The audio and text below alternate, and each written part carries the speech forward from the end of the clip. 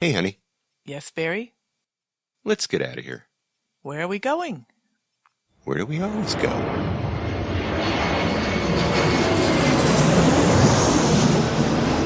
Fascina el viento, este ritmo de palmas, sin ti naturaleza, hasta encontrar la playa. Por eso grito al mundo, yo soy de Puerto Vallarta. Samba de Puerto Vallarta, noche de arrullo en el mar. Samba de Puerto Vallarta. Hello, fellow travelers. Welcome to this episode of the Puerto Vallarta Traveler Show. I'm your host, Barry Kessler. I'm just so happy to be introducing you to my favorite vacation destination. Hey, maybe it's even yours, and that's Puerto Vallarta, Mexico. That music you're just listening to is performed by Alberto Perez, and Alberto is the owner of the Lapa Lapa group of restaurants here in Puerto Vallarta.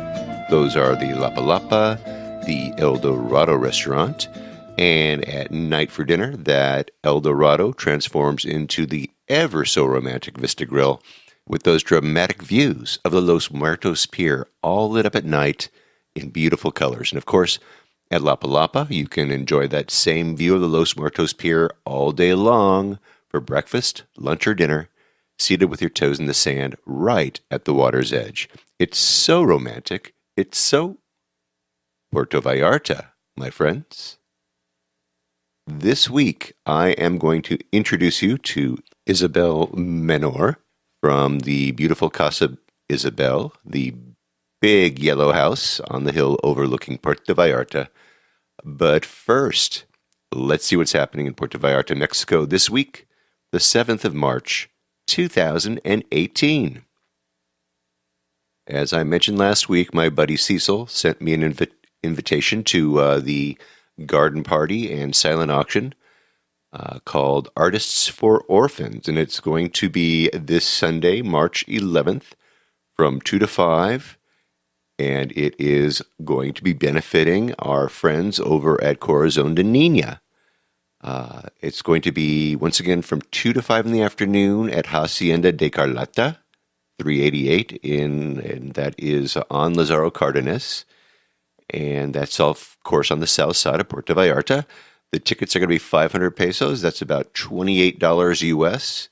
And they're going to be serving tapas and food of other sorts. They're going to have Piel Canela will be performing there. And there's going to, if you go there, you're going to have a really good opportunity to meet some of the pillars of the community, to kind of hobnob with some of the local folks.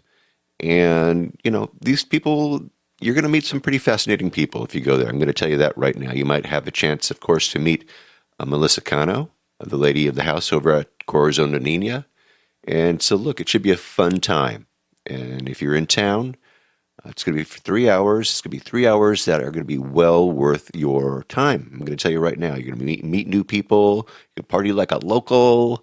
It sounds like fun. So if I was going to be in town, I definitely would be there. You guys, if you're in town, don't miss it. Buy the tickets over at Cassandra Shaw Jewelry, which is over at 276 Pasillo Badillo, or Corazon de Niña's Thrift Shop, which is over at Bay 8 in the Marina, over at Marina Vallarta.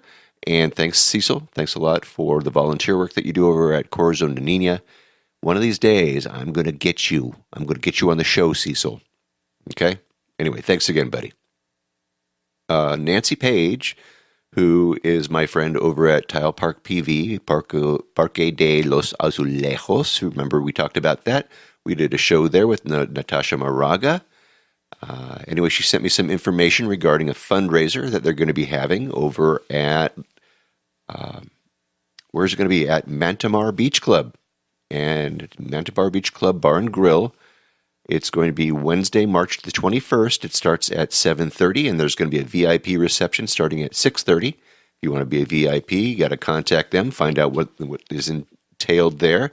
But they're going to be having entertainment by Amy Armstrong and Gioe Luis and Hedda Lettuce and Kim Kuzma and Miss Conception, and I'm sure there'll be others. But anyway, this is going to be a fundraiser for Parque de Azulejos. And let's see, you can buy tickets over at the park, I believe. Yeah, over at Olas Altas Farmers Market. Or just go to their website at info@tileparkpv.com. I have pictures of the progress that they've made over there at Tile Park PV. It looks amazing, you guys. I even purchased a tile last time I was in town. And if you can make it to this event, if you're going to be in town on the 21st, go. Check it out. And once again, you're going to meet some local folks that, you really should, say hi to. Anyhow, stop by if you are in town, but can't make the event, or whenever you're in town, stop by, go to the park and visit with Nancy Page. She has a table set up there in the park during the day. Say hi to her, make a donation, buy a tile, sign up for a workshop. Just help them out. You guys, this is a really important project, and you guys can actually make your mark in Puerto Vallarta. So make your mark in the park and check out that fundraiser. There is another event that you're not going to want to miss. It's called the tongue-in-cheek Boys and Girls National Championship of Stand-Up Paddle and Paddleboard Competition 2018. Here's an article I found in visitvallarta.com. That's the Puerto Vallarta Department of Tourism website. And it reads, 2018 Stand-Up Paddle and Paddleboard National Championship will be held next March 14th through the 18th in Camarones Beach and Camixto. It will be organized by Jalisco's Surfing Association and will be endorsed by the Mexican Surfing Federation. Who knew? Tournament winners will be striving for a place at the national pre-selection toward the World Association Surfing Championship and the Pan American Games, both held at the end of 2018 in Lima, Peru. So learn more about the new sport and support these athletes at the opening ceremony, joining the parade in which the teams will depart from the Seahorse to the Arches of the Malecon. For more information, visit www.facebook.com/ I'll spell it ASEJ Surf, SURF, ASEJ Surf. Okay, who knew that was actually a sport, really? I mean, is it like bowling? Singing in the shower? All right, I'm sorry. I had to say it. I had a co-worker came to me the other day, and she says, I understand you know a lot about Puerto Vallarta. I'm going to be going there on Tuesday on a cruise ship. What should I do? And I started thinking about this. I remembered in the first show, I promised you guys that I would do an episode on what one-day visitors can do when they come to Puerto Vallarta when they get off a ship. So I was stumped. I put on my thinking cap, and I actually planned out a day trip for her and her traveling companions from the ship. And so I'm going to wait for her to come back in a couple of days and see what they did and see how they liked it. And then I'm going to do a show that's going to be dedicated to one-day visits to Puerto Vallarta, one-day visit to paradise. And I'm going to give all sorts of options and all sorts of degrees of physical abilities that someone might, have when they get off of a ship. And I think this is going to be a lot of fun bringing this to you. And anyway, it's going to be in a couple of weeks, so let's just stay tuned for that. That'll be a lot of fun. I can't wait to see what she says. I hope she had a good time. All right, let's get to the show and let's get to our interview. If you stand on Los Muertos Beach and you look up at the beautiful homes and the condos in the hills overlooking the south side of Puerto Vallarta, you're going to notice this beautiful multi-tiered yellow villa. That yellow house is Casa Isabel. Isabel is the owner. She's a beautiful woman. She always has a lovely smile, always with a broad-rimmed hat, which is her trademark. And you can see Isabel around town in her special car. I'm going to have a picture of it in the show notes so you can check it out. but she's always surrounded and attended to by her doting companions. These are her Mexican family.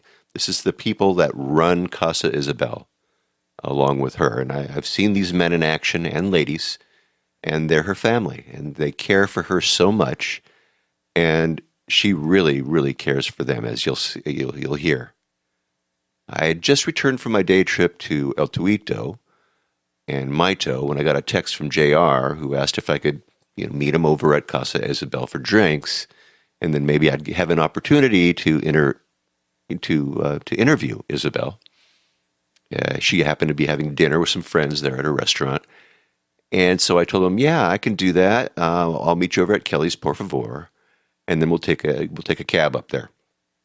So I showered, I grabbed my recording equipment, and I headed out the door down to Kelly's. And then JR and I grabbed a cab, and we took it up to Casa Isabel. And it's a steep hill, you guys. It was kind of funny. I'm remembering this.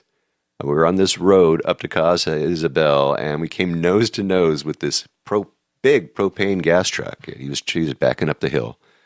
And it was a really steep hill, I got to tell you. And this guy in this propane truck, I thought it was going to take all night to get up there, but he backed that thing right up that hill like a champ. The taxi driver was floored. He was impressed too.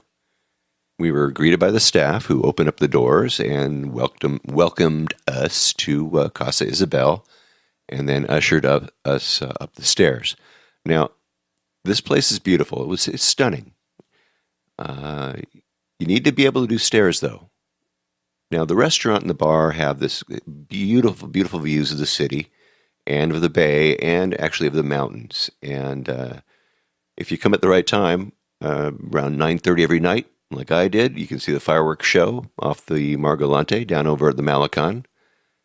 And you can just sort of be sitting there having dinner at one of the linen-covered tables right at the rail of the restaurant overlooking the city with this great view. Or you can be sitting at the bar with just the same kind of view, sipping on an adult beverage with music, beautiful music playing in the background, not obtrusive, soft, but live music playing. And anyway, it's great.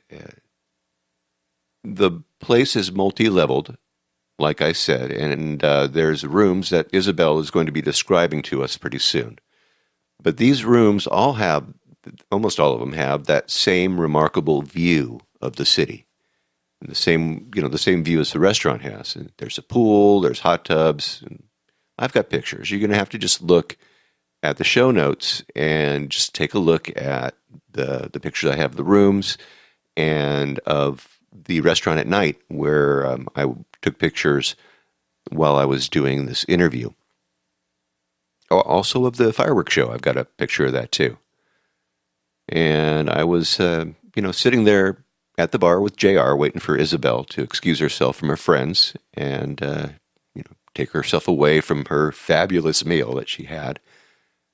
She came over and sat down, and we had a talk about her toy box, as she calls it, about the place where she lives, the yellow house on the hill, her toy box, Casa Isabel. So let's go right now to Puerto Vallarta, Mexico, and meet Isabel Manroe. Isabel, thanks for inviting me up to your beautiful place. Very happy you could come. Would you do me a favor and tell my listeners a little bit about yourself and what was your path to Puerto Vallarta? Okay. I was born in Liverpool. My father worked on the docks for 36 years. And I hitchhiked around Europe, working in a pub in Germany, met a Canadian, married, went to British Columbia, Ottawa, and settled in Toronto. And then I met the love of my life, David, who I was with 33 years, and he passed 8 years ago. So I'm the merry widow now. But I had the most wonderful life with him, and we built the pubs in Toronto. We didn't have any partners, except the banks, of course, and we built this. We bought a 2-bedroom house here, and we added on 18,000 square feet, and we have, I think, 14 rental units, and we have the restaurant now too, which is nice. It's my toy box. I live upstairs, and I can come down here any evening time, and there's friends around, or it's nice. What's the history of the building, the original building that you bought? The original building here is, as you see, is that living area. That's the original living area, and the 2 bedrooms upstairs, and they had staff quarters behind, and there was enough land to add on 18,000 square feet when we bought it. But it was owned originally by another David and Isabel, which we didn't know at the time. Wow. It was listed as Bella Vista, and another English lady, she'd bought it, called it Bella Vista, but she hadn't changed the name on any of the city, the water works, the electricity, nothing. Everything was still under Casa Isabel. So we never found out until we were signing on the dotted line that the house was originally, and still was, registered as Casa Isabel. And Isabel, who owned the house, her husband was also David. And David was an entrepreneur, a builder like my David. And he owned, John, what was the bar down there in front of the Oceana? What was it, Tequila's? Front of the Oceana? In front, the one on the corner. It's an older... That was the Oceana bar. No, but it wasn't called Oceana then. Yeah, it was. Well, way back then. Yeah, the corner bar of the Oceana Hotel was called the Oceana Bar, as far as I remember. I thought it was something different, but regardless, the gentleman who built this house, the David and Isabel, they owned the most popular bar in Puerto Vallarta at that time. Like, we heard stories about Liz Taylor and Richard Burton throwing chairs and ashtrays at each other. So the couple who built this house, they were David and Isabel. They owned a very popular bar down there, and we owned a very popular bar in Toronto, the Madison. And that's a builder. There was a whole bunch of little things that were all the same. It just was like, it was spooky, and it was kind of meant to be. It was nice. I should say it's serendipity for sure. My yes, goodness. Absolutely. Oh, my goodness. You've kind of described this place. Tell us about, we're sitting at a beautiful bar right now. We're overlooking the bay. You've got a view of Iglesia de Nuestra Señora de Guadalupe. You've got, you're perched in this beautiful yellow house. Describe the bar for us, would you? Okay, the actual bar, this was new because when we bought the house, the railing over there was finished. This was all added on, and this was my terrace for my main house. Mm-hmm. And we just had a small palapa here, and everything else was, we had house parties here. All our friends came up from town. We'd collect mariachi bands, so this was grand party central. We had wonderful time with parties. And everybody would come up here. We tried to run I didn't want to. David wanted to have a beach restaurant, a beach bar. It didn't work out. So I said, why not here? He said, no. He knew I loved my privacy. So he didn't think it was a very good idea. But I live above my bar in Toronto, coming in 34 years now. I have total privacy, but I know downstairs there's a party going on all the time. So if I want, it's there. But I have no problem. I can stay at home for a month if I wanted to. I don't have to do anything. So this has worked out wonderfully well. And all my staff who work for me have been with me for a long time. My staff don't change. They travel with me in the summertime. I have a very nice working team, and I love it. It's my toy box. I'm on my own. And this is my toy box. Well, you take really good care of your toys. I can tell you that right now. I try to. What is your menu like here? Well, I very seldom eat here because I love to cook. And I cook very plain foods, but I'm having dinner tonight and it's really good. Because they put other things in that I don't normally keep on my menu. It's a pretty... It's not what you can name as anything specific. It's just whatever it has been popular over the years, and we keep the most popular items. And I think our most popular item here, and other places, of course, too, is coconut shrimp. You guys are famous for that. I beg your pardon? You're famous for that. Maybe international. I would say, yeah. And, of course, Spanish coffees. Everybody loves that. That's the end of the evening time. And now all of our older staff, like Manuel, our manager, and Arturo, who's been with me for 10 years, their sons now are doing the more flamboyant Spanish coffees because they're kids.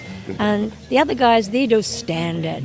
They're just the regular guys. They do what they've been trained to do. But the kids, they try new things. They're young. And they're wonderful. I can tell But you. our menu, we don't cook a lot of different steaks because I find the meat here, no matter where you get it from, the only thing that I find is very consistent is the fillets.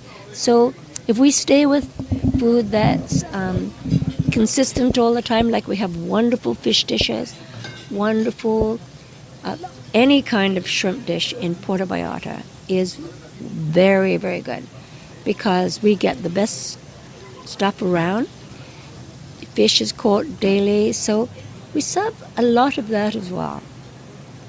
But I don't think you could call our menu any specific thing. It's just what has been good sellers all the time, and we just keep the same things on the menu. We only take off what doesn't sell. And so I guess it gets a little boring for some people, but it's what most people seem to like here. Well, you know, when people come to a restaurant, they come somewhere where they're used to getting that same dish when they come back. Yes. You know, it's funny. We're all that way. Creatures of habit. Yeah, we come back to the same restaurant. There's an entire menu. We all know where that one thing is that we want on that menu. And we get very upset if it's changed. Yeah, so that makes a lot of sense to me. Yes. How many rooms did you say are here? 14. And can you... I can imagine that they're all a little different. Every room is different. Well, we have 5 one-bedroom units that are pretty similar. When we bought the property, David had to go back to Canada, and I interviewed 17 architects and met Cachi Perez. He was the last gentleman I talked to. And I phoned David and I said, "We've found our architect." But before that, when we were looking at the property, David drew plans up of everything. He was dyslexic, but he was the most incredible designer and businessman. So he already had a plan drawn up. He came back to meet Cachi, and of course the two of them, I knew that they were best friends right up until the end. And David handed Cachi the plans and said, "This is what I want. No wasted space. No hallways, no alcoves with statues in that there's wasted space. Nothing wasted, just good area that's all usable." And he came up with this, and he won the top award that year for multiple dwelling, our architect did. So we have 5 one-bedrooms that are very similar, reverse of each other. 3 studios that have full kitchens, the same size kitchens as the others. And then we have 2 honeymoon rooms and 3 hotel rooms that don't have a kitchen, but they have a small fridge and coffee maker kind of thing. And what else do we have? And then we have 1 2-bedroom unit downstairs that is like a home. We call that the casita. It's a large unit that 2-bedroom, 2-bathroom, but we have 1 balcony that has another bed. I think we have 6 or 8 people stay there sometimes, if they don't mind kind of all crashing, but it's large enough that we can have a nice sized group in there. Oh, that sounds wonderful. Do all of these rooms open up with ocean views, or? Everything except we have on the lower level, on the 200 level, like at the end of the property, if you go to a window and you look that way, yes, you'll see the ocean. But there's a building in front of just two rooms down below that it's obstructed.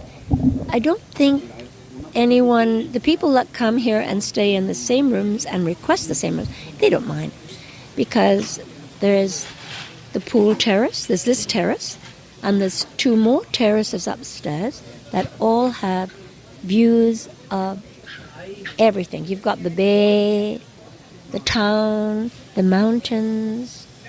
You've got a view of everything. So people sleep in their rooms. Now, we have some people that wake up in the morning. They sit on the terrace for hours drinking coffee. There's always going to be someone who does that. But most people, and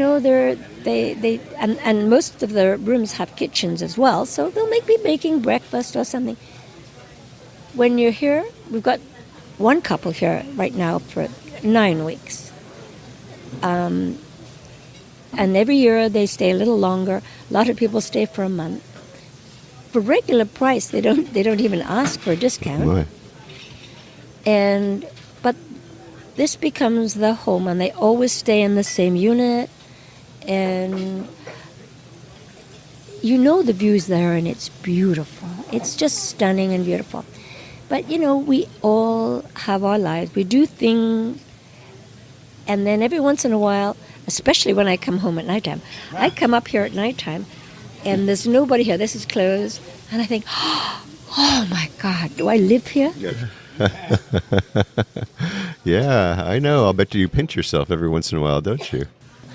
Every once in a while, I'll sit in my living room, which my animals, all my dogs, what are you doing here? This is where we live. And I'll sit there and think, oh my goodness, I live here. How lucky I am. Yes. But I don't spend a lot of time in my living room and sitting, looking at this. It's just like now when I'm very occasionally having dinner with my friends, and I'm thinking, wow, this is a nice place. Very nice. You forget sometimes, huh? Forget all the time, Oh, yes. yeah. Well, I imagine I'd be pinching myself all the time if I was waking up to this every day. Let me ask you a little bit about things that you like to do and places you like to eat. I always ask my guests to tell me, besides Casa Isabel, where do you like to eat breakfast? You do breakfast? Okay, because I would say like half of the people I talk to, what, breakfast? You're kidding me? I don't do breakfast. How about lunch? What do you like for lunch? I do all my own cooking. Very, very rarely do I go out to eat, because I'm very fussy. I have my own personal kitchen. Is beautiful. In my home here, in Toronto, my cottage, I love my kitchens, and I love to cook, and I love to eat my own kind of food, which is very plain, and I eat a lot of food. So there's a brunch they have in Hacienda San Angel. Mm-hmm. Not in the restaurant, but it's in the the chapel part, and that I can go to because you have a choice of what you eat. Like if they have, it's the most beautiful setting right across from the church. If I go there, I feel I'm totally okay. I'm not feeling, oh, I have to get out here and go home and eat my own kind of food. It's lovely. And so I'll go there. And I do go to Las Animas. We take a boat with all our staff and our friends. Las Animas has certain items that I really am totally content with. You can have an avocado, and they have shrimps, salad in the avocado. So it's all the food I normally would allow myself. Mm-hmm. And I'm not going off what I allow that I should be eating. And so I definitely can go out sometimes and have something that I enjoy. And anywhere on the beach, if I get stuck, you can have a nice full fish. Now you have to eat it with your fingers. So I mean, the cats hang around me all the time because you can't get the smell out of your fingers for a week. But other than that, it's yes. But I don't have favorite restaurants because I honestly don't. I cook myself. Right. You watch what you eat and you cook what you like. And my goodness, you can do that here, for goodness sake. You've got probably a fantastic kitchen and all that other good stuff. So you know, why leave, right? Why even walk out and do that? I love to go out. Like when I first met JR, we used to all hang out at this bar down by the pier. We all used to hang out for happy hour because even if I didn't drink the drinks that were on happy hour, it was a good crowd that was there. So my husband and myself, David and I lost him 8 years ago, and he was my love. 33 years, I had the best husband in the world. But we would hang out at the places where they were busy. And that's where I met John. And we had an awful lot of fun, just an awful lot of fun. But it would be the drinking. We would eat all day, and then we would go out and we would drink. And that's what I do now. Mm-hmm. Mm-hmm. Do you have a favorite watering hole? Well, again, because I hang out here, this is at the Casa. Well, my friends are here. We went up to El Rio today, where I met you, and we hung out there till about 6:30, 7. So now we're having something to eat here, which I don't normally do. Then after work, all of my staff and myself, we go down normally to Andale's, which is a lot of fun. It's an after-hours bar for us, and right now I have some friends that are in town they're going to be here for a month, and the others for 2 months. So I have friends I can hang out with, but the rest of the time I hang out with my staff, and so I have to wait till they finish work to go out to play. So Andale's Oceana is very good. Salsa dancing. I like to go out and dance. So La Bodeguita del Medio is good dancing too. Great music. But I don't really go to other places other than that. Okay, all right.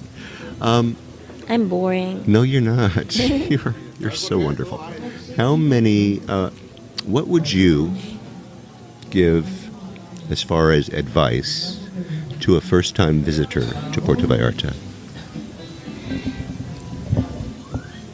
I would say to almost everybody, just settle, don't expect too much. It's very hard everyone wants to come here, but they want everything to be fast-paced at home, service instantly. They don't get it. They come to this beautiful country that's laid back, and everything is mañana. You know, nothing is fast. Nobody's going to give you a bill until you ask for it. Just take those few days unwinding and not be critical, because after those 2 or 3 days, everyone is so chilled. Like one person, one lady, she was staying here, and she said, "Oh, Isabel, you have to tell me, where do you go at nighttime?" And I said, "Well, we're all going after we finish having dinner here. We're all going down to Andalays." And she was a classy-looking lady, and she went down there with us, and she, "But Isabel, where do you really go that's nice?" And she was kind of a little uppity, and she just arrived, I think maybe a day or two. And she said, "You're a nice lady. You must go to nicer places than this." I said, "Well, there's other places." And 3 days later, I saw her yahooing in there. "Isabel, this is the best place I've ever found." She had chilled out. She'd realized that a lot of the people we met there, she'd met a very famous plastic surgeon from LA and the mayor of Vancouver or something. But it wasn't, this place she felt was so, had no class at all. Everybody in this town, every visitor in this town goes there. They'll go there at one point or another. So you meet some very interesting people. Once she realized that, she was okay. She'd met some classy guys, so it wasn't classy people, ladies and gentlemen. She was pretty nice about hanging out with us. She got into the rhythm. Yeah, that's what you got to do. When you are walking around or just kind of hanging out and maybe they don't know who you are here, what do you hear people say about your place? About here? Well, we've been here, I don't know, 10 or 12 years, the restaurant. Mostly people ask about the lights, and they know that the whole place is lit up. So they see it from downtown. I honestly don't go to places that, if I go to the beach or something, I'm with a whole group of my own crowd. So I don't tour very much. People that come up here, like there was a lot of people here tonight, actually, that were from Andalays. Andalays, the table over there, that they've been here 4 times in 8 days. They used to be from the condominium buildings we lived in Ms. Maloya when we first came here. So I hear more from the people I already know that come up here. When I'm out, I'm usually in a place that has lots of music and dancing. So you don't really have time To hear about to it. hear what people say, right? Yeah. Do you have any funny stories that you can tell? You've been here a long time. You know, everybody wants to hear a story. I have a lot of funny stories, and you might have to edit this, but one particular one was we had a New Year's party, and the band, I think 2 or 3 bands showed up, mariachi band, all sober. We had the best party. The next morning I woke up and no David, my husband, which wasn't unusual because he was up early and doing things. So we were all meeting at Lindemar for the brunch. He wasn't there, which was very unusual. So coming back through town, I'm asking at our regular boss, has anyone seen Dave? No. I get home and there's a note under my door. David called from Toronto. From Toronto? So right away I go to the safe and I open the safe up. David's passport, his wallet, everything is in the safe. So he had nothing. This was the night before. And I called Toronto and I said, did David come back last night? In the worst snowstorm they'd had in a long time. And one of the managers, I had 200 staff working for me at that time, one of the managers said, someone said he showed up last night in flip-flops and shorts and came collect with the taxi driver, and the place was packed, so they had to go in and find money. They said they heard that story, but they weren't sure. I said, okay, if he is there, can you have him call me? So phone rings 5 minutes later. Hello? David, where are you? I'm in Toronto. You are going to have to edit this. What are you doing there? You told me to fuck off. I said, David, you had no passport, you had no money. I know. How did you get to the airport? I walked. You walked to the airport? Yes. How long did it take you? 18 beers. He had his gold card, and he was stopping and getting 6 beers and 6 beers and 6 beers. And I said, but how did you get out of the country? Because the guy said, sir, I need your passport. My wife told me to fuck off. And the Mexican gentleman behind the counter said, oh, senor, I know I am married to a Mexican lady. I know all the time that happens. So they put him on the plane. And he goes back to Canada. And when he gets to Canada, then they were giving him a hard time coming in. Of course they were. And so he just, get me your supervisor, something. He arrived in the worst snowstorm ever. But just reminded me, you don't ever tell someone to F off. But that was one fun story, but there's lots and lots and lots, and a lot of them will have to be edited too. I understand. Wow, well, thanks for sharing that one with me at least. You're very welcome, and you might have to edit it or beep a couple of times. I know how to beep. I know how to do wonderful. that. Is there anything I've forgotten? Is there something that you would like to say that I haven't brought up yet? Well, I take lots of photos, and I'm 75 years old. I live on my own, and I want everyone to know how safe I feel in this town.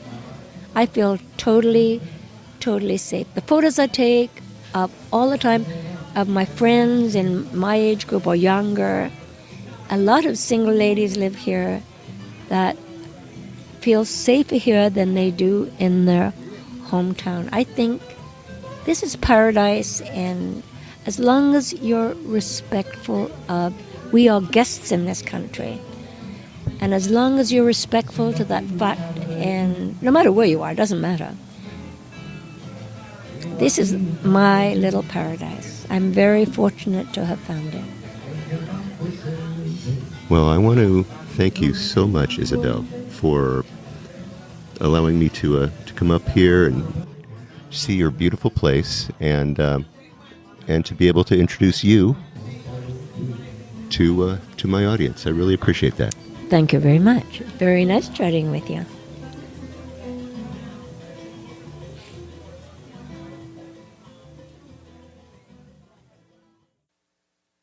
Oh, Isabel, you are an amazing woman.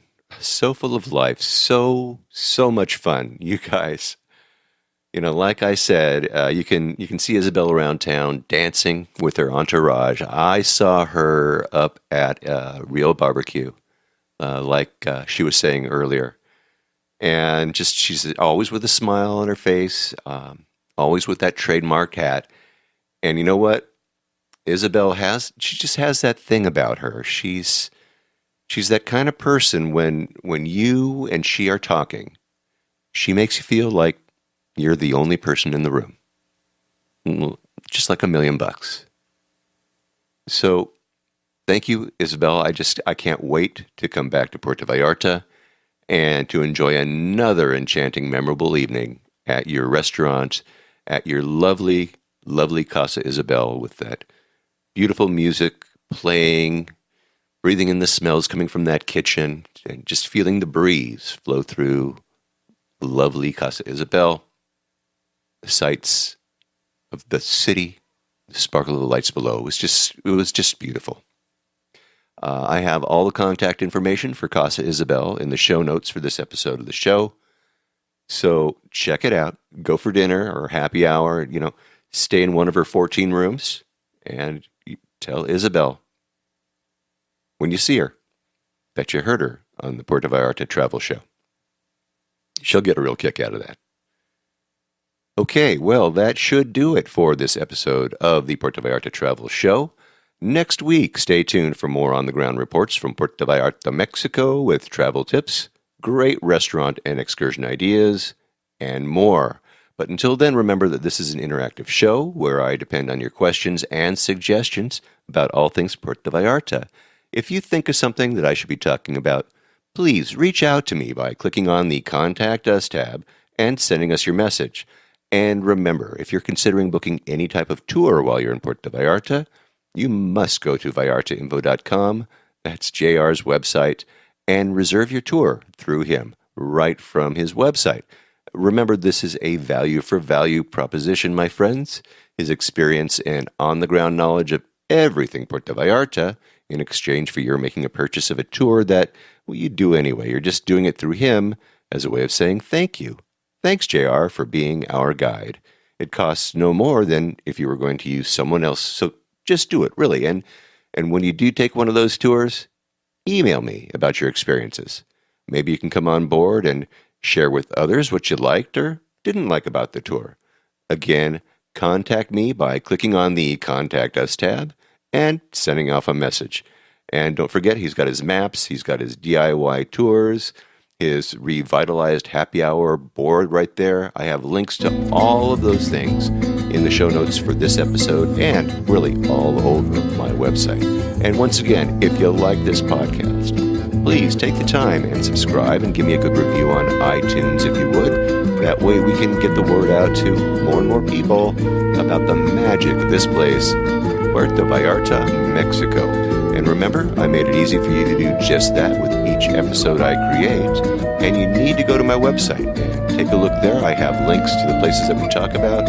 I have pictures and more right there in the blog posts for the show notes of each and every episode that I create. So if you haven't been there, get there right now, okay? Thank you so much to Isabel Manroe, the lady of the house over at Casa Isabel. Check out those pictures and her contact information in the show notes for this episode of the Puerto Vallarta Travel Show at www.puertovallartatravelshow.com. Or better yet, get on over to Casa Isabel next time that you're in Puerto Vallarta. Have a drink, watch the sunset, have dinner, or stay in one of her lovely rooms and then wake up to that wonderful view of the town of Puerto Vallarta, all spread out in front of you. You can see yourself doing that, right? You sure can. I have to pinch myself if I did that, that's for sure. Now look, once again, go to my site, see the pictures, and you'll see what I'm talking about. And hey, thanks again, all of you, for listening all the way through this episode of the Puerto Vallarta Travel Show. This is Barry Kessler, signing off with a wish for all of you to slow down, be kind, and live the Vallarta lifestyle. Nos vemos, amigos. Samba de Puerto Vallarta, noche de arrullo en el mar. Samba de Puerto Vallarta, noche de amor junto al mar.